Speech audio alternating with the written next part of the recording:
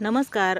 एका नवीन व्हिडिओमध्ये आपल्या सर्वांचं मनापासून स्वागत. तर ही आहे गावाकडची सकाळ. आमचा गोठा शेतात असल्यामुळे सकाळी लवकर शेतात जाऊन गोठ्याची स्वच्छता करणे, त्यानंतर धारा काढणे हा पहिला कार्यक्रम असतो. शेतकरी कुटुंबामध्ये हा कार्यक्रम सगळीकडे बघायला मिळतो.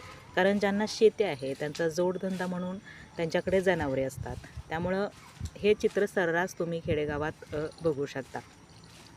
कारण शेतकऱ्याला घरचं धान्य, घरचं दूध खायची सवय झालेली असते.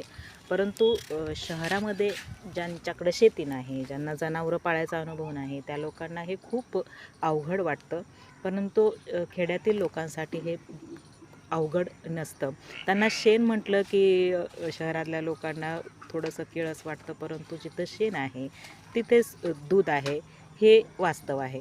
त्यामुळं हे नाकारता येणार नाही. त्यामुळं आणि जिथं शेण आहे, तर शेणखत जर आपल्या शेतीला नसेल, तर शेतीचा जो पोषकपणा असतो तो टिकून राहणार नाही आणि त्याच्यावरचं जो भाजीपाला घेतला जातो तो खूप चविष्ट असतो.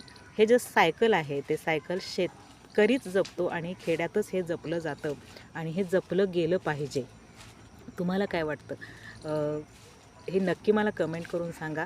व्हिडिओ आवडल्यास लाईक, शेअर आणि सबस्क्राईब करायला विसरू नका. धन्यवाद.